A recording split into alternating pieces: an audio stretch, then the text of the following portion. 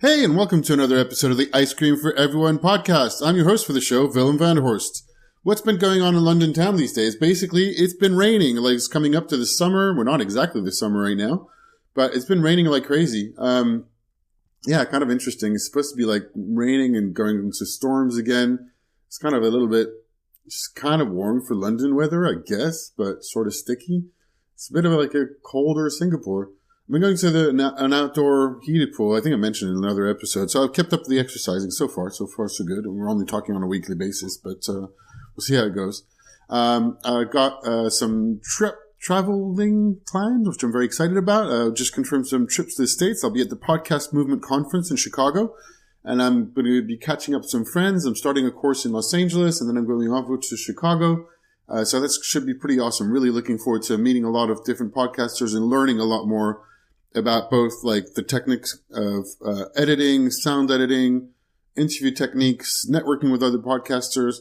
There's some cool keynotes. Kevin Smith is going to be one of the opening keynotes, and Alex Bloomberg is going to be one of the closing keynotes.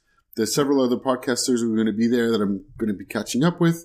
I'm hoping to organize several other meetings and possibly some conversations, maybe for the podcast if I manage while I'm in Chicago. It's the first time I go to Chicago, so I'm really excited about it. It should be really excited about it.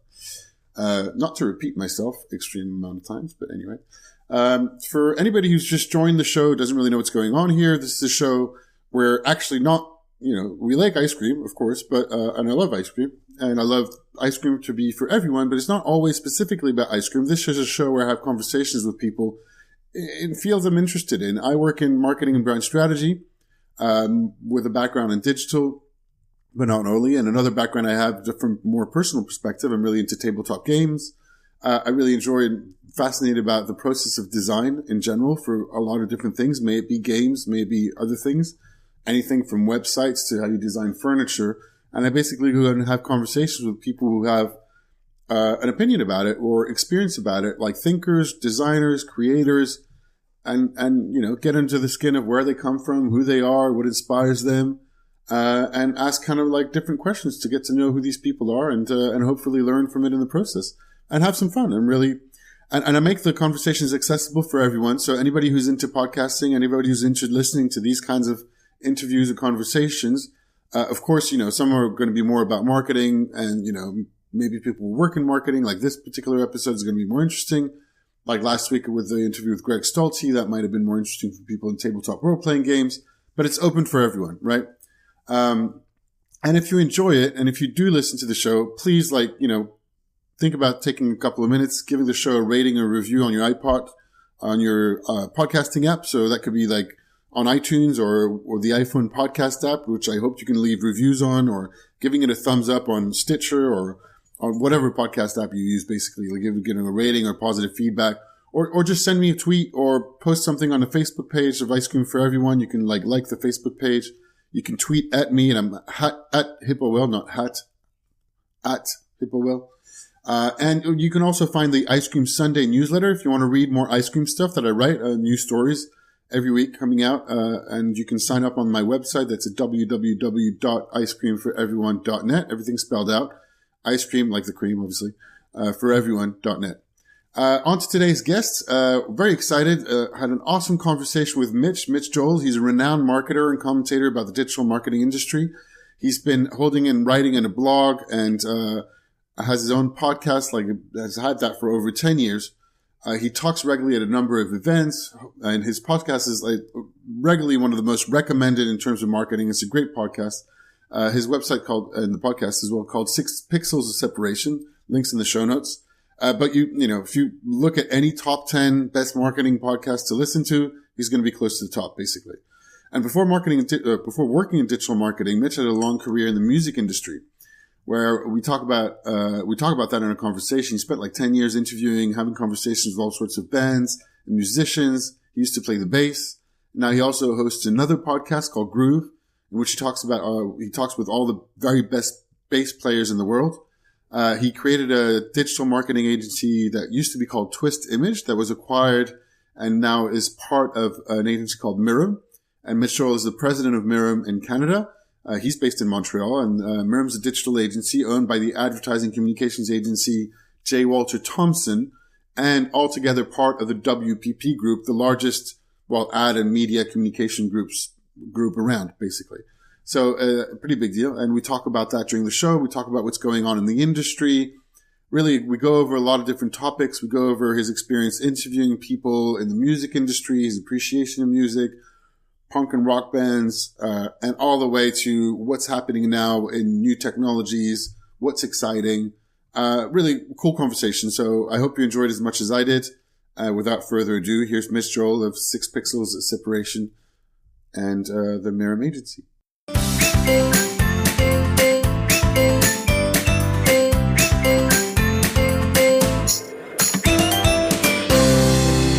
Hey Mitch, how are you? I'm good. How are you? I'm doing great. Thank you very much. Thanks for taking time for being on the show, essentially. Thanks for thinking of me. No, absolutely. I think it's pretty much a big deal. Like, you're one of the biggest marketing podcasters out there, and big job with a big agency. So I'm really, really excited about talking to you. Well, let's see if I can live up to that. Let's see, but you'll find out it's not necessarily about having the best predictions or any of the things that you usually talk about in conferences, etc. But we'll find out. This is where I wanted to start. There's if I can scroll down to exactly what I'm talking about here. What are my notes? I was all of a sudden, just before starting the call, we had to reschedule this call, right? So I was like, oh my God, I'm not prepared. And then I realized I had prepared for the last call. So I was like, okay. I think your agency, Mirum, just won a bunch of new business, right? So I was wondering if congratulations were in order. Was that Canada, or because I knew there was a big win in New York, right? Or so yeah, it's sort of both. It's a great question, actually. So the way Mirum was created is it was formed about a bit over a year ago now, and it was done through primarily acquisition from J. Walter Thompson. So my original agency, Twist Image, which started in 2000, was acquired by WPP about 2 years ago. We report in through the J. Walter Thompson Corporation. They had acquired a bunch of agencies over a period of years, and all of us, about 8 of us, came together about a year ago. All of us rebranded as Mirum. And so essentially, I'm still responsible for what we were doing up here in Canada. Yeah.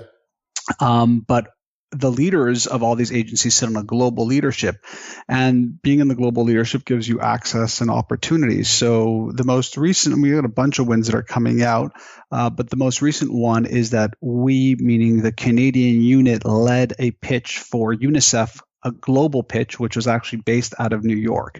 So you are correct, but we did win the global digital replatforming of UNICEF that we're really excited about.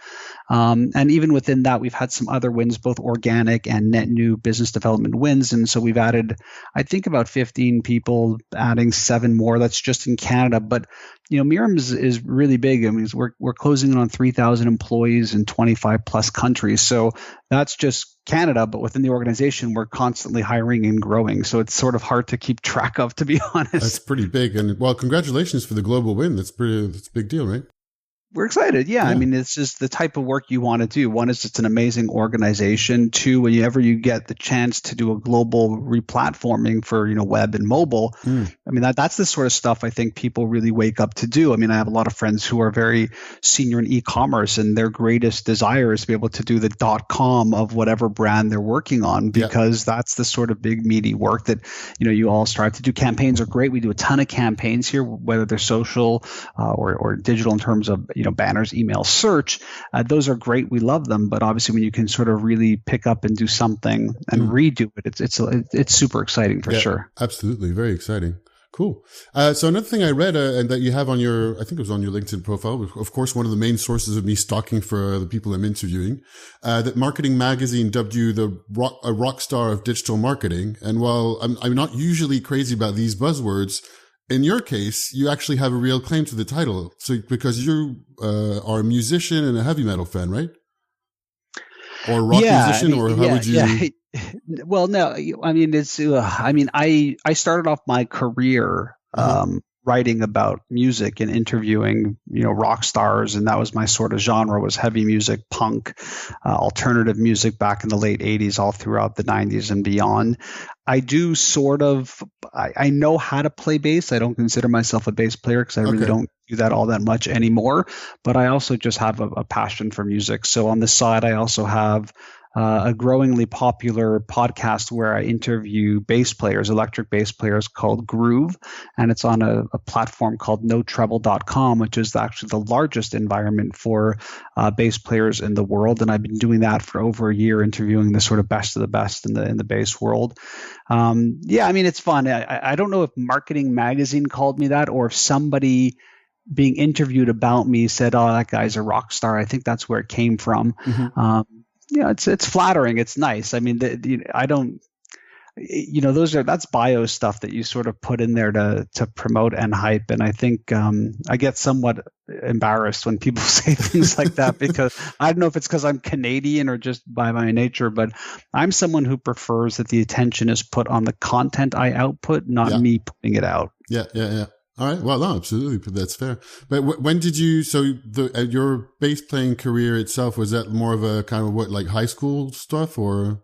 Yeah, I wouldn't call it a career. I started playing it pretty young. Yeah, I started playing it pretty young when I was about 12, and I played it for a long period of time. In fact, post-secondary, I actually studied it, very seriously at the university college level a little bit, in an area here in Quebec. We have something called CEGEP, which is after grade 11, you do 2 years of sort of like this type of almost like university college like school. And I did that. I studied electric bass as my primary instrument there. Quickly realized that it wasn't the lifestyle that I wanted. I'm a bit of an early bird, not a late night person, and sort of the whole gigging and jamming, and I love doing it. It just wasn't for me in terms of my lifestyle. So, I have a couple of instruments lying around that I'll twiddle with here and there, but I definitely don't have a quarter of the skill that the people that I actually like to connect to about that instrument really do have. Yeah. Got it. And so if we go back just a tiny bit more, so you're based in Montreal right now. And is that's where you're from as well, or? Born and raised in Montreal, still live here. Very much love the city. Very multicultural. I do believe it's the most European city you can get in North America. I love it for its proximity. It's 45 minutes to Boston, an hour to Toronto, an hour to New York, 6 hours to LA, or 6 hours to London. And just for me, it works out for me. We also have a very large office in Toronto, which is again an hour flight from here, and I can basically commute that. So, I love the city. I love the multilingual. I love the multicultural. I really do love it. And do you have, because we were talking just a little bit of French before we started, are both your parents on the kind of French, or one of your parents on the French side of things, both on the English side of things, or?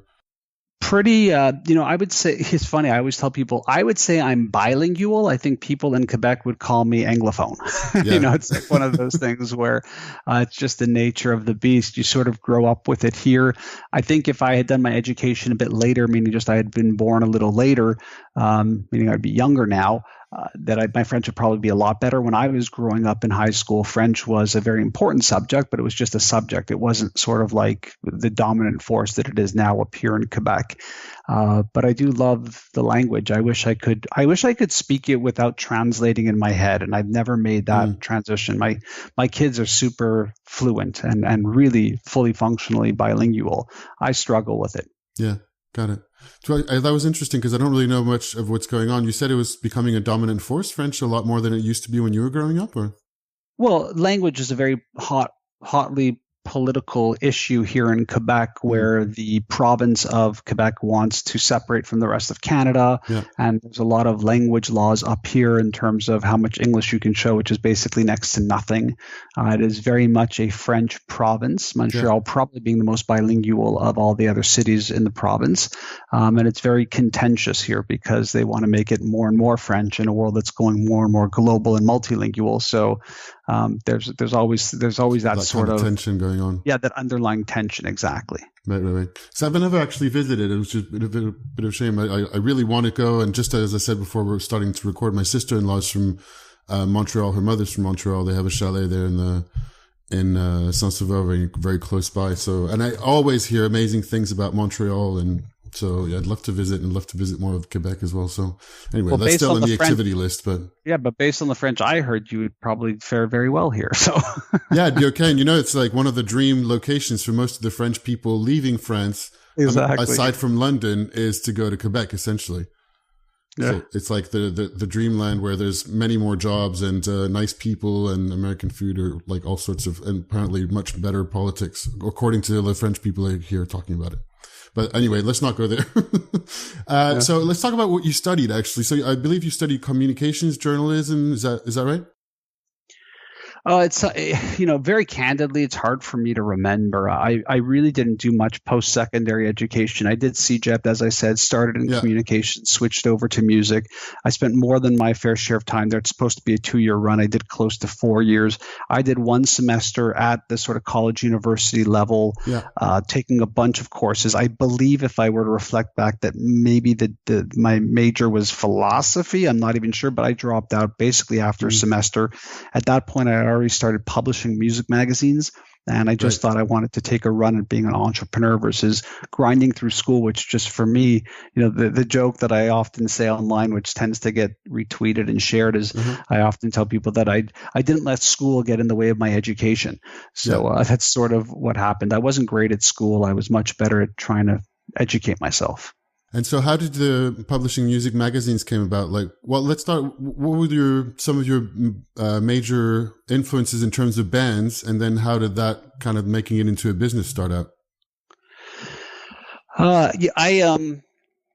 I was just one of those people who would always look at the cover of rock magazines back when those were the dominant force of how people learned about new music, and thought, I'd look at the celebrities and not think like, wow, that's so cool. There's, Gene Simmons from Kiss or whatever. I'd look at those things and think, who's the person who gets to interview that person and write the story? I don't know why, but that was sort of my thing. And just from pure, I don't know if it's sort of putting it out in the world or thinking about it so much, I wound up actually writing for some national and local magazines.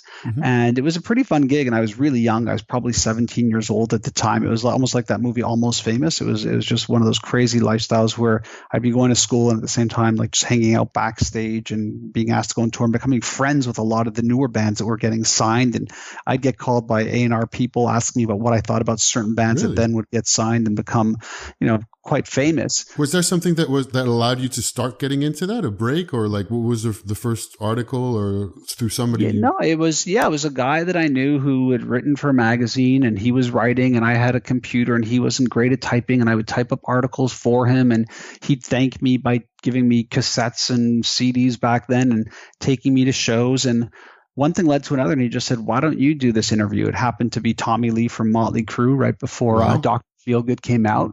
I loved the band. I'd loved the band since I first saw them in 1982 or 83. And the editor of the magazine saw that, thought it was cool. He let me write the article. I then started writing, and I realized I had a knack and passion and interest in it. The guy who was publishing this magazine got fairly sick at one point, had open heart surgery, made it, and was safe, but decided he didn't want to have this lifestyle. And I was young. I just thought, this is crazy. Like, I don't want this to be over now. Yeah, of course. And so I just thought maybe I'll publish my own magazine. And so I started studying it, looking into it, making phone calls. At the time, there really wasn't an internet. I mean, the most progressive technology we had at the time was fax machines. And so it was interesting calling up editors, asking them what to do. I still have the little black notebook that I took all my notes in, and printer and paper sizes and costs and stuff. And managed to do an ad-supported magazine, which is sort of interesting if you think about where the internet is at, right? Particularly, do you remember any like a memorable, funny moment of an interview that you had back at that time? That you'd be able to share with us? The reversal of it would be like, what band do you like? And I could probably tell you a story. I mean, I was doing this full time. I'd probably do 8 to 10 interviews a week, all over the world. It was press junkets. It was countless memories. I mean, I was here in Montreal when a band pulled up in this little sort of half beaten up school bus, playing in a venue where nobody was, and I interviewed them. One of the fathers was driving the bus, and interviewed them in the back of this hot, stinky thing, and watched them play in a club and nobody was there too. And that band wound up being Green Day. I mean, so I have just countless. So you do have like all sorts of stories, Yeah, countless stories of bands like seeing, I wound up doing a lot of freelance writing for a very big magazine out of New York called Concrete and Foundations, and they were basically doing promotions for a lot of these up and coming bands. So I was like one of the guys who did the first interviews with bands like Pearl Jam and Soundgarden because they were helping to get the word out about them. Wow. So it was very, surreal and strange. It's funny because when I tell the stories, it sounds like I'm being all like, look how cool and hip I am. But the truth is that nobody knew who these bands were. Nobody knew if any of these bands would be anything. And for every Green Day or Nirvana, there were a million other bands that never went anywhere. And there's a lot of tragedy within that too. I mean, I don't know how many people remember the band Blind Melon, but they were really, really big. Them, yeah. They were big. I listen to them still.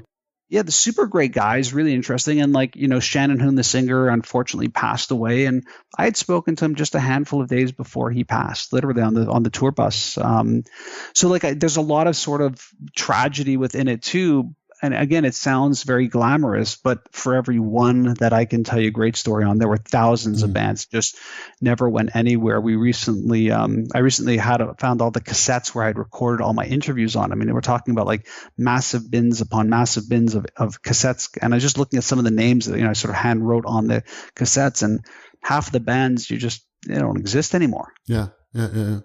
What are some of the biggest lessons you learned in terms of interviewing people at that time? Everything. People tell me, people say to me all the time. I mean, there's so many different. It's a great question, and it's actually a question, and it's a vast question. I do get that. It's true. But I often ask it, but I will say this. One is, when I do my conversations now, I don't do interviews. I do conversations. Yeah. That's really about that. Why? Because they would trot us in as the media, every new journalist, every 15 minutes, and everybody would ask the band the same thing. So, tell me why your album's called this. Why did you use this producer? What are you going through? And I realized that these guys are so bored. Yeah. And so I would go in there and try and figure out things about them and have a conversation. I'd go in with no notes, and I would just talk to them. And I think that really propelled me. I think that going forward, if people like my podcast, 6 Pixels of Separation, what they're actually hearing is 10 years of me interviewing all those types of artists, 8, 12 times a week. And they're getting now the benefit of those conversations where I still do that. I just have a conversation with someone. I don't have an interview. Yeah. Even things like I just did an like I tend to not do a lot of verbal cues, or I tend to be very quiet when somebody else is talking. These are all like little subtle skills you pick up along the way of doing that. Also, from my perspective, I think being able to have conversations with people like that makes it actually easier to have conversations with everybody else. But there's a lot of things that happen, and they're very nuanced in the depth of those conversations that I think really did prepare me for the career that I presently have, understanding how brands are built, how hard it is to build, word of mouth. I mean, all of these things that we take for granted, I watched very, very interestingly creative people do it in a world that didn't have the internet. And I don't take that for granted. And a lot of the reasons why I do the things that I do now to even promote my own work, I do based off of what I saw back then. Yeah, got it. And did you have, was there a lot of interest in technology for you at that particular point, or growing up, or was that parallel with this kind of work, or not particularly? Very parallel. I came from a lower middle class family. We didn't really have, four brothers.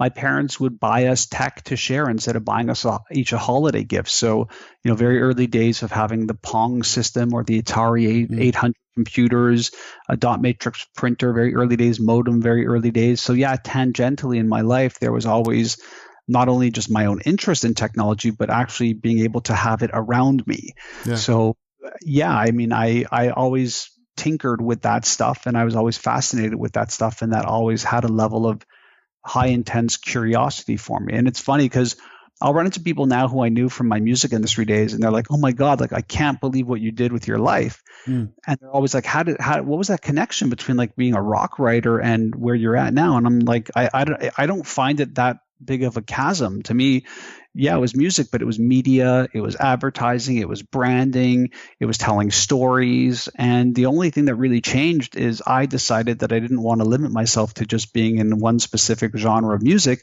and that I actually had a deep interest in both technology and business. So the application of it to me seems very natural and seamless. But I guess if you're some famous rock star and you remember me just interviewing you, you wouldn't make the connection. But again, I was publishing magazines back in the early days when the only scanners were like the Logitech handheld scanners, and the layout was whatever it was called, PageMaker or whatever it was called back then.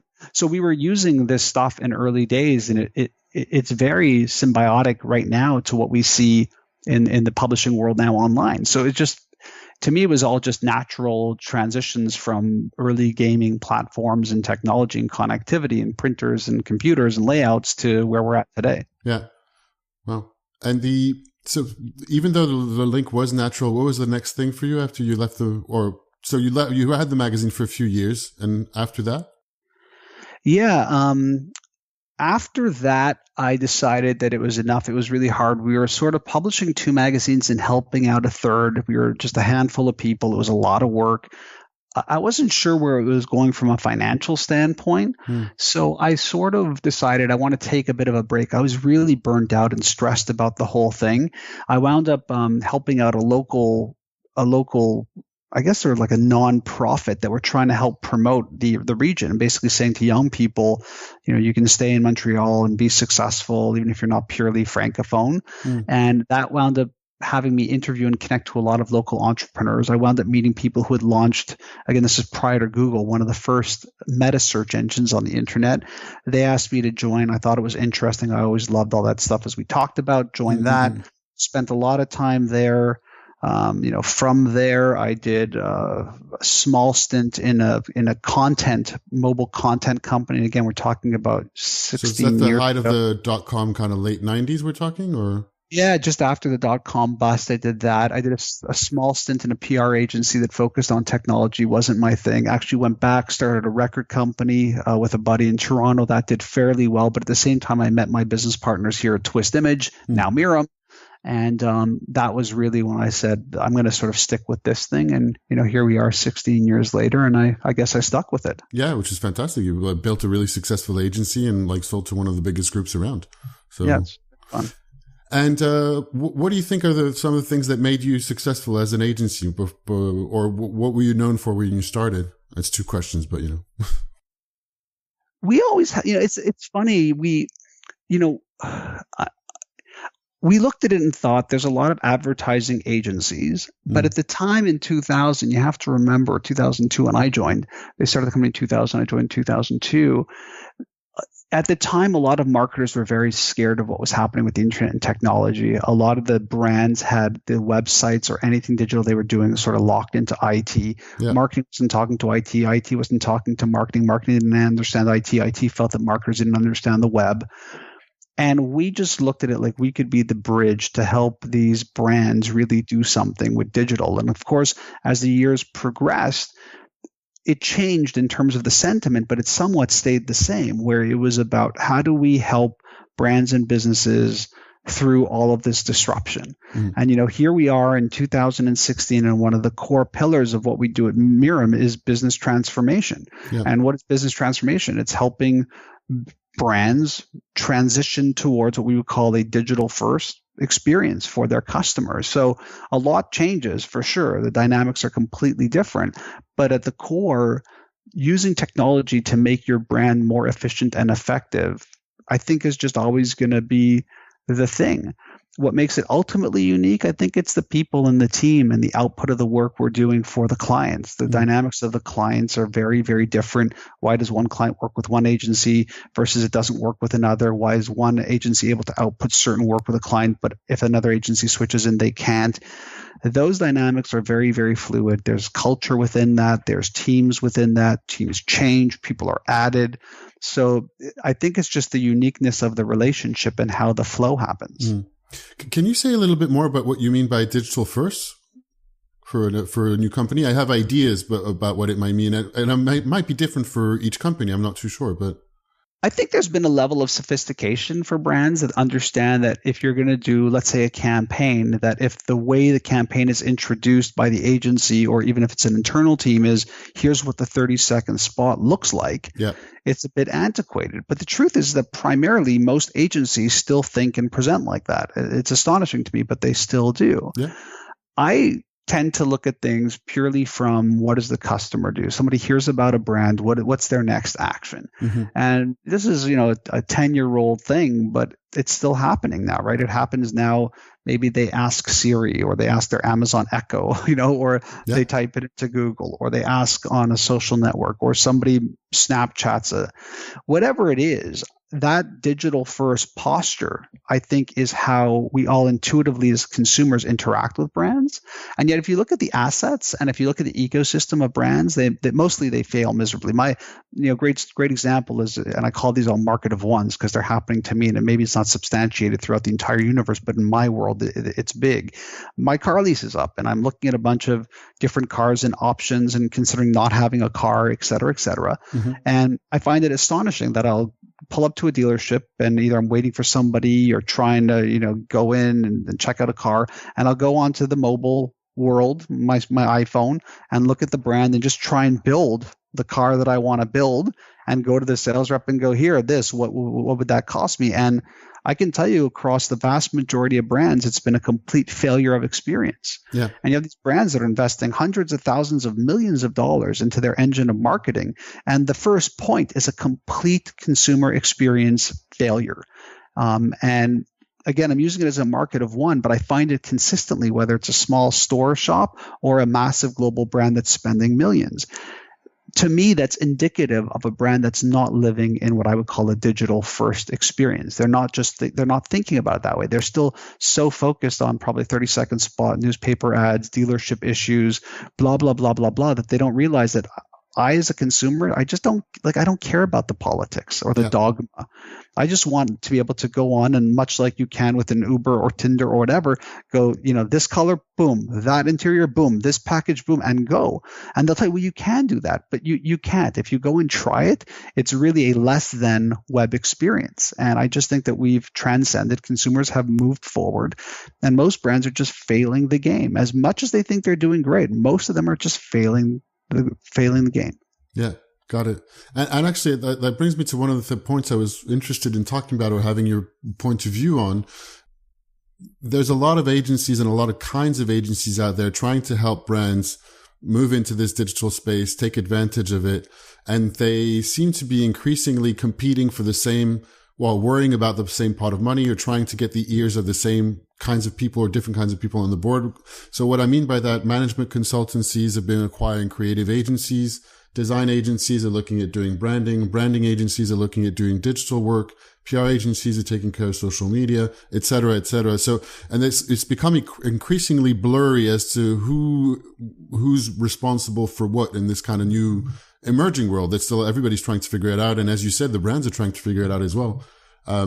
Did you have an opinion about who's going to be the best to help them go through this thing and get them to digital first? Aside from, of course, you could say you, but Yeah, and I don't think they're figuring it out. I think it's a land grab, and everybody wants to have a piece of it. You have large media companies that need to sustain in a world where programmatic and people taking trading tables, trading systems internally. Yeah. So they're trying to do the work that we have specialized in. You have advertising agencies saying, "Oh, it's all about the idea, and we do everything," and they're trying to take the work. And you have platforms like Google and Facebook telling you, hey, if you spend money with us, we'll give you the creative for free. You have publishers like BuzzFeed and Huffington Post offering creative services for native advertising and beyond. Which are now their biggest, the biggest desks, and a number of employees. Actually, I hear from, I think, BuzzFeed and a couple of others in Huffington Post. There's, huge departments of people dedicated entirely to doing brand work, and almost the same as an agency. Yeah, and so you go down the line, and that's just a handful, and there's many more competitive forces that are at play.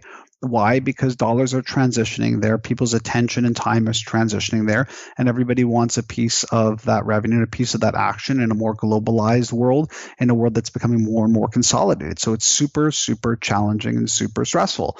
The analogy that I tend to give in a very simplistic way is that Do you really want to go full service? Well, again, you can go full service, but my analogy is if I blew out my knee running today, I wouldn't necessarily want to go see my GP. I'd probably want to go see the specialist, the person who's worked, here in Montreal and the Montreal Canadiens guys' knees like that. And I think that the digital agencies that are super strong are those specialists. And I believe the model of agency of record is somewhat antiquated. And I heard many years ago, one of the major search consultants in the US was calling them agencies of record. And I think that that's the opportunity is for brands to build really strong and efficient specialized teams in the work that they do.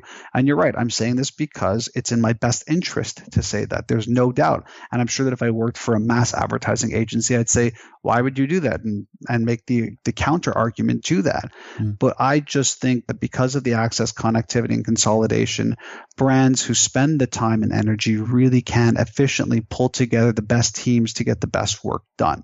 I just don't believe that there is a catch-all for all of this stuff. And even when it comes to being very, very specialized in a certain type of media, yeah, we can do a lot of these digital platforms, whether it's a complicated Facebook play or even a Google play. But I'm not drunk. I know very well that there are specific companies that just optimize and specialize in Google AdWords, and that if we have a client that has that type of depth of need, it would be bad for me not to refer them to somebody at that level of specialty. Yeah. But to claim that we do it all and we do it all amazingly in a world of so much, I think is also wrong. Yeah, got it. One other thing I'm thinking of is because one other thing I'm hearing about and that we read about is younger talent, people coming out, graduating now, or who have been working for just a few years, becoming increasingly disenchanted, either whether it's working within brands and marketing departments or for agencies. Or some of them are not even getting into agencies at all. They're just starting their own business and they just don't want to, they don't like the fact that the brands are not really getting together on that side of things. Is there anything that the industry could be doing to attract or reattract these kinds of young people into it, do you think? Or? Well, I want to be clear. I don't necessarily agree with that. I think that there's definitely more and more young people entering into the marketing and advertising space than ever before in the history of the industry. Okay. The issue is that they're not necessarily going to ad agencies. Right. They are going to places like Google and Amazon and BuzzFeed and Huffington Post, a startup that's doing media, a traditional media publisher that's trying to be more digital.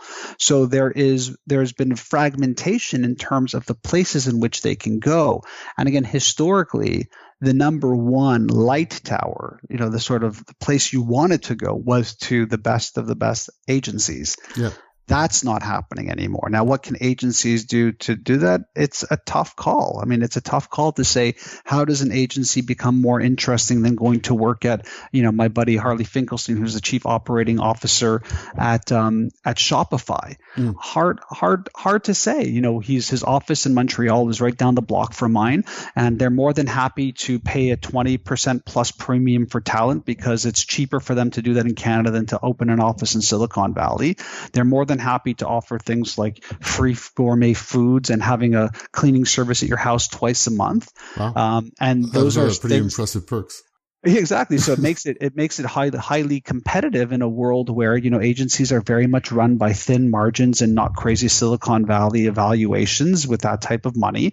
And there's an efficiency of agencies, which is why brands have historically worked with us, where the margins are tight and we're running things on a very thin line in terms of the budgets to make sure that we're as efficient as possible for clients. So there is a huge paradox there in terms of how you attract talent in a place where all of those perks are there. Ultimately, what I think it boils down to is the type of work and the type of people that are in that environment. I know people who've been working at Google for a long time and really don't want to eat lunch there, even though there's 15 different cafeterias and gourmet chefs. They're sort of tired of that experience, which leads me to believe that people get tired of everything. So what keeps them there? Well, hopefully the work and the people that they're working with. Yeah.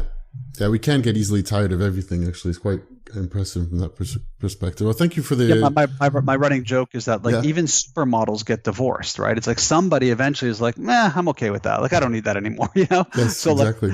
It's how we are as human beings. Yeah. It's an actually, yeah, no, but, and that's an interesting thing from an organizational point of view. Back to your earlier point about brands that are like having a hard time getting digital first and understanding how customers are going through the experience of purchasing and finding out about their products and services. And ultimately the kind of failing seems to be an organizational point of view, or if you boil it down to, human beings working together somehow. Yeah. Or seems to be. I don't know what you think, but. Yeah, I totally agree. Let's see. What else do we want to talk about? Well, so your blog and your podcast, 6 Pixels of Separation, right? Yeah. You started that about 10 years ago? Did you start it at the same time as the agency, more or less, or? It's been over 10 years for the blog for sure. I think it was 2003. So it's probably been 13, 14 years. And the podcast is a bit over 10 years also. Yeah. Yeah. What did you have in mind when you started? Did you, I don't know if you believed or if you thought it'd be running 10 years later, just as big as this or not, but. Well, the world's changed. So, I mean, is it just as big? I think that there are less people who are reading and connecting with that type of content in a world where they're getting more on Twitter and Facebook videos and YouTube videos and Snapchat and stuff. Well, big's probably not exactly the right word, but I meant certainly or at least, you keep it something for 10 years. And certainly the podcast, because you're at more than 500 episodes, I think. Yeah. Yeah. And that's so the consistency and the going through 10 years is what I was meaning to compliment, which I didn't do very well. No, I appreciate it for sure. No, listen, I love both the blog and the podcast very, very dearly. I think it's a natural thing when you do something for 10 plus years with the regularity and frequency that I do, that you start liking one over the other sometimes. So I'm currently in a mindset of, I really am loving the conversations and the people that I have on the podcast. And I'm not struggling with the blog at all. I still love to write, but it's just a different sort of spirit. Writing has become a little bit tougher for me than having the conversations, which again is fine and normal. And it's just a sort of ebb and flow. And I'm sure it'll shift back at one point soon. I just love doing it. And people laugh when I say this, because I always say it's a do as I say, not as I do, but I do not check any analytics. I have never logged in. I have no idea how many people like it, download it, check. I have literally no idea on either. I just don't. And people always go, come on. And I'm serious. You can ask anybody who works with me. I don't even have a login. I don't even know where to go to look to see what keywords people use or whatever it is. I don't. Because it's a labor of love. And I really look at it as my creative output. Every day during the week, I have a moment where I can reflect on something. I see something, I can comment on it and share it. I like having the hub of 6 Pixels of Separation. I do share a lot of stuff on Facebook and Twitter as well, but I like having that sort of place where I can publish, because again, you go back to my career of writing and publishing. I just love having my own little space where I don't have to call an editor and say, hey, do you want an article on this? I can just publish anything I think about. So I love it. I mean, I love it dearly. And it's nice when people say that they love it too, because I really don't sort of focus on that as much as I probably should. Yeah. And of course, I've just started recently on the podcasting side of things, and you've been doing it, for a long time, and even more longer if you consider all the interviews in the music industry. I was wondering, plus starting a new agency and, having worked and grown your own agency, which probably is, I know it's certainly a busy job as well. How did you organize yourself from a logistic point of view to keep pushing the podcast through and organize it? Did you did you have any particular fashion to carve time for it? No. Yeah, I mean, it's so funny. I was hoping for some kind of wisdom there, but yeah, I always default back to somebody who I'm able to say I know and love dearly, which is Seth Godin. And the more I hear people ask him about his process and how he responds, the more I just steal from him. I don't think it's really He's a good relevant person to steal from. That's for sure. Exactly. I don't think there's anything really relevant in that in terms of when do I do it? I don't think that helps anybody. I think that when you have a direction, and the direction for me let's talk about the podcast, is primarily what's going on right now in the world that I'm seeing in terms of books, thinking, platforms, strategies. Who do I know who I could speak to about that so I could learn more about it and clear up some of the thinking that's in my brain about it and bounce ideas with somebody? Now, normally you would say, hey, Mitch, I want to meet for a coffee so we can talk about blah, blah, blah. and we do that. The difference with the podcast is that all I do on top of that is I hit the record button. And then when that conversation is done, I hit the publish button. Yeah. That's all it is. It's a very selfish act in terms of me going like, why is that person doing this? Or why is this something new? And what's going on there? And I always tell people that I feel that I get the most out of my podcast because I feel like I'm clarifying and crystallizing some of the things that are going on inside my brain. Yeah. And I feel the blog is the same way too. If I'm attracted to, I'm very fortunate I get to go to the TED conference every year. I've been going for many years. And this past year, there was a standout presentation by someone who was talking about what it's like to be a misfit. She's a very well-known author. Okay. And it was very reminiscent for me of when I first saw Susan Cain talk about introverts. It really struck a chord in me where think about my background, punk, heavy metal, a bit of a misfit for sure. And there are certain things I do in my life. And I'm like, why do I do that? Like, why am I not why do I like going to see movies alone? Or why am I? I'm very okay with people not liking me, which is like a strange thing. Like most people are like, how do I respond to this person or what do I say? In my brain, I'm like, I don't really care what someone thinks if I respond honestly. And there's a bit of that misfit actually in me. And that speech really resonated with me and it resonates with me. And then I see on TED last week, they posted the TED Talk. Okay, great. I'll have to check it out. I haven't seen it. Well, so you're right. So then Friday, I blogged about it. So like, it's not really related to the world of marketing, communications, advertising, but there was an earworm there. There was an earworm when I saw the talk, several months ago. There was an earworm when it popped up. And to me, those are indicators that it's something I should share, talk about, comment on. And those are the ways in which I think about content creation. I don't think about jamming it with keywords for a search engine optimization. All of those things were started as a way for me to share thinking. My hope is that when I share this thinking, other senior marketers, people coming into the industry will hear, consume, read, share, and think, oh, I need a great agency. Who should I call? Why don't I call that Mitch Joel guy? He seems to be really passionate about some of the same things I'm passionate about. And that's the strategy. Yeah. Well, it's good to hear because it took me a little while to figure out as well, but it's essentially, I've been thinking the same thing, which is I really enjoy having conversations like this, like we're having on several topics, including game design, including branding and marketing. And it's a great way to get some people to talk because otherwise they're like, well, I'm very busy. So what's the end result of this? I really want to have coffee or want to have a conversation with you. So publishing it is a way to say, hey, let's make it beneficial for everyone. It's the master trick. But so how did you choose the voice? Was there any particular choice in podcasting? Did you listen to podcasts in the first place when you started or? There wasn't much at the time when I started. Yeah, because that was a while ago. So even just podcasting went through ebbs and flows. It's like it's back in fashion these days, but it went through. Well, look, back then, my buddy Joseph Jaffe had a very popular show called Jaffe Juice, and I've had Joe on the show probably more times than episodes he's created for Jaffe Juice. Or his podcast was called Across the Sound. Back then, there was Shell Holtz and Neville Hobson who were doing for immediate release. There was one called Inside PR, which was Terry Fallis and David Jones. There was just sort of like a handful of sort of really known communications marketing ones. Mm-hmm. At the time, I really wasn't doing conversations. My podcast was more stream of consciousness, talking about things in the media, things that were out. It was really sort of me just talking, right, almost like this. And then something clicked where I was like, I always loved Charlie Rose. I love Howard Stern. I love those types of conversations. And I thought, wouldn't it be great to have conversations with the people that are most fascinating to me now in terms of business and thinking. And I'm not at all comparing myself to either of those two amazing luminaries, but I wanted to steal a poor man's version of that type of in-depth conversation about those types of topics with that same type of meandering around conversations, less questions. And that's been the game the whole way through. And I'm not tired of it yet. The truth is, if I was tired of the format, I would just kill it. Yeah, you'd probably do something else, of course. Yeah.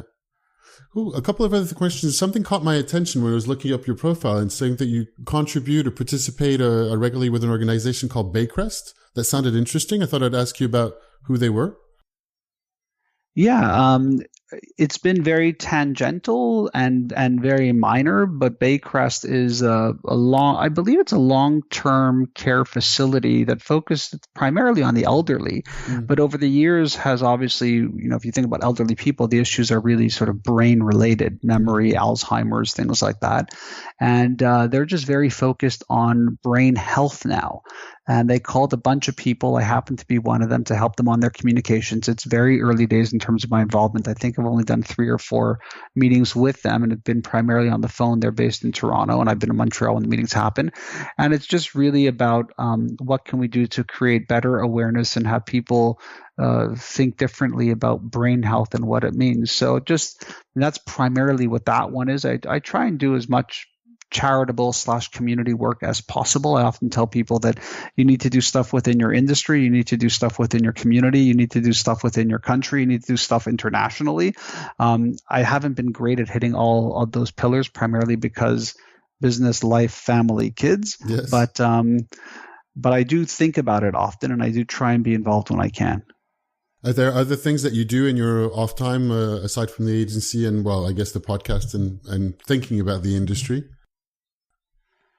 Look, I have a very, very young family. So most of my time is spent racing home, so that whether it's travel or even when I'm here, to make sure that I'm a very present parent. Yeah. That's where I spend a lot of my time. And I also find that doing that opens up a lot of things, because you're teaching and learning and doing things that maybe you forgot to do or are being reintroduced to, or seeing it through their eyes. I have still a deep passion, as we talked about, for music. So I have that bass podcast that I do on the side. I also still do a metal podcast, not really all that frequently, with 2 other people that I respect from that world. And we do a short little sort of 15-minute conversation thing. I read a lot. I write a lot. I hopefully spend enough time with my family and friends. It's I lead a very blessed life, a very charmed life, and I'd like to think a very busy life too. Yeah, it sounds like it. It certainly sounds like it's particularly busy. Actually, talking about the activities as a family might be an interesting segue, because I usually ask the last kind of questions, I'm calling the sort of cool down questions, to cross-relate a few of my interests. And one of my interests is in gaming, and tabletop gaming in particular. So I'm not sure how old your children are, but I was wondering if that's an activity that you do as a family sometimes, like board games or even video games or things like that. Yeah, it's funny. We keep having this conversation about video games. I'm not anti-video games at all by any stretch of the imagination. I actually love them. It's just, again, my kids are super young, and I'm trying to do my best to stave off the maniacal obsession addiction to that as long as possible. So I sort of handle that in fits and bursts, and not that sort of like all my kids have screens and devices. People are usually very surprised when they see how they don't have devices. And I jokingly tell people who are grown up that we don't even have what we would call a family iPad. We have multiple tablets, but we make sure that the children understand that it's mine, and that if they want to use mine, they have to borrow it, so that it's not sort of all that quote unquote accessible to them. But on the board game side, we're crazy about that stuff. So now they're of the age where we're getting into things like chess and checkers and Connect 4 and Love Letter and card games. And I have, as we talked about, 3 other brothers.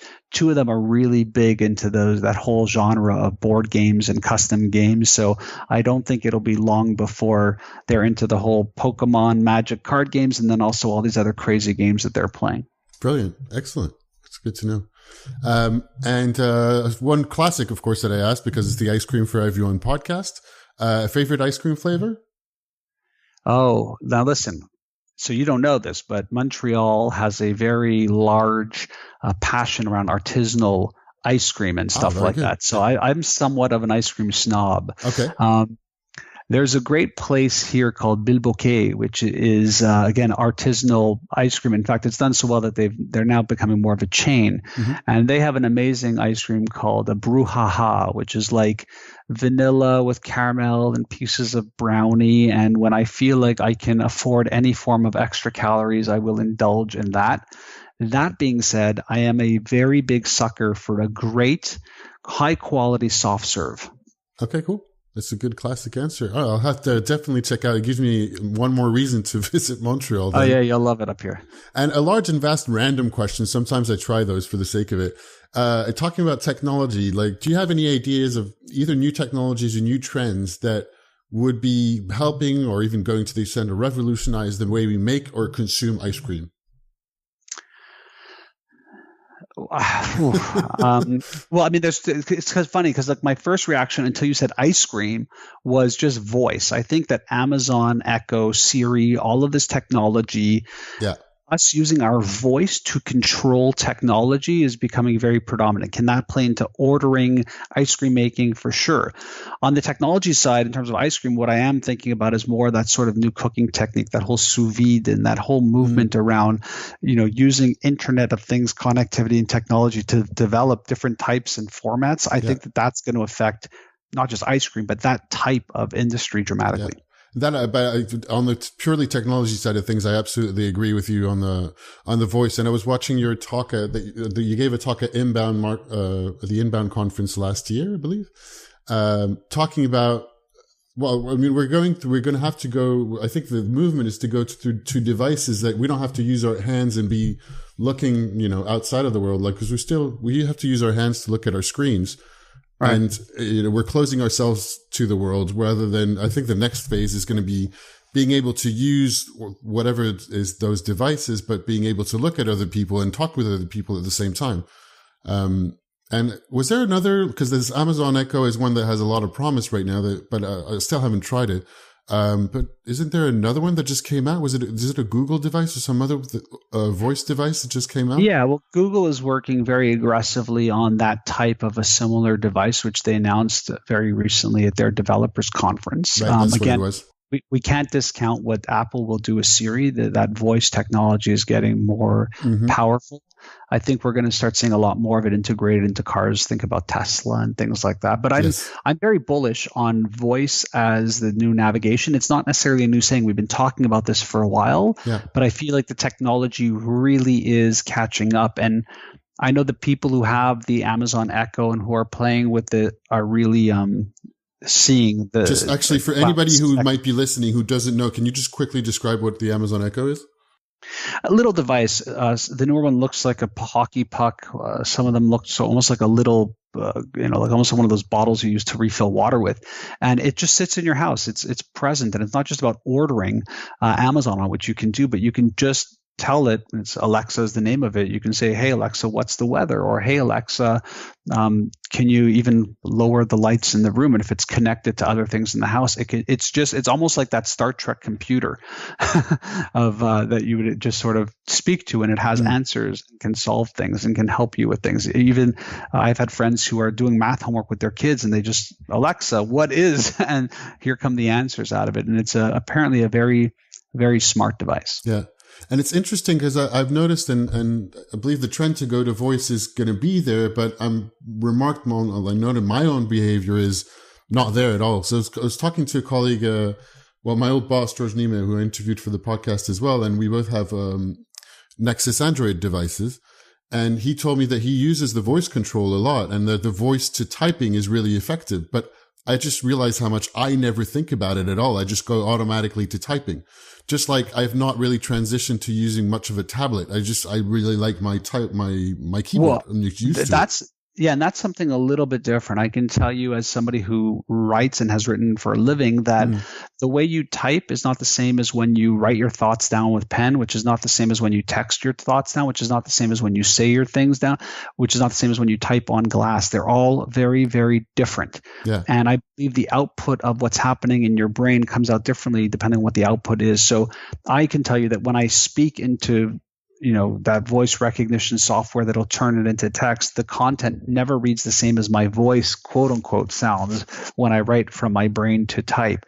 I don't think that we're ever going to see a natural way in which, and again, if you don't believe me, take and write down 50 words about, the scenery outside on your computer, type it in, and then do the same exercise, 50 words about the scenery, but write it by pen, and you'll just read both of them and you see that, wow, the voice is completely different. That's funny. That's quite interesting, actually. And writing it down by hand is an interesting one. Actually, last week, it just makes me think. I just had a few things, and I thought I haven't sent a handwritten letter in years. So I got a few postal addresses. I'm going to write some handwritten letters to friends. Did you, when's the last time you wrote one? Do you remember? I keep a little stack of cards here, and I try every week to send 1 or 2 handwritten notes to someone. Oh, that's great practice. I wish I was very religious with it. I'm not. I can miss several weeks and or months, but the box is here. I'm staring at it right now, and I'm feeling guilty for not having written them. Well, I like to do that because look, I remember feel guilty. Yeah. But no, but I remember, I do remember notes that I get from people, cards that I get thanking me versus you get an email, you go, wow, that's really nice. Thanks so much. And delete versus there's still something about the physicalness, the artifact of it that I still enjoy. Yeah, absolutely. And I keep my letters, and I have my letters from when I was a teenager that I exchanged a bunch of letters. And I thought it was interesting because the last ones I sent, I was traveling for a long time, a few years ago. And that's why I sent some letters out. And there's something interesting in the letters that I wrote and sent.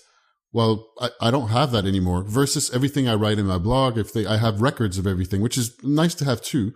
But there's something ephemeral and nice in the fact that it's something that I've written, spent time on, sent to someone. They get to keep it. I don't really have a record of it anymore. Yeah. I hear you. Interesting. Anyhow, so it's just like parting thoughts. Just to finish off, is there anything exciting or that we should know about coming in the future? Because we know there's you've got 2 books out that people can check out, right? Yeah. First one is called 6 Pixels of Separation. Second one is called Control Alt Delete. Both of them have been out for several years. Yep. My blog always, which you can find if you just go to mitchjoel.com, it's the easiest to redirect you where that is the podcast, 6 Pixels of Separation. I'll have a 3rd book probably soon at some point. I haven't really started writing it, just sort of thinking about it and putting a title in place and tweaking things as I speak to see if the book is there. And once the water breaks, the baby will arrive. Cool. And are you speaking at any events soon that people could know about that you should check out that I can add to the show notes? Nonstop. Yeah. I'll be at Content Marketing World, which I'm sure some of your audience will be at. I'll be probably again at Inbound's HubSpot if everything works out. Mm-hmm. And just again, if you just sort of Google my name, you'll see a bunch of stuff. Yeah. There's a bunch of different talks that are available on YouTube as well. For sure. Oh, fantastic. Thank you so much for your time, Mitch. I really, really appreciate it. It's great. Well, thanks for the great questions. I appreciate you. All right, cool. Have a great day. Bye.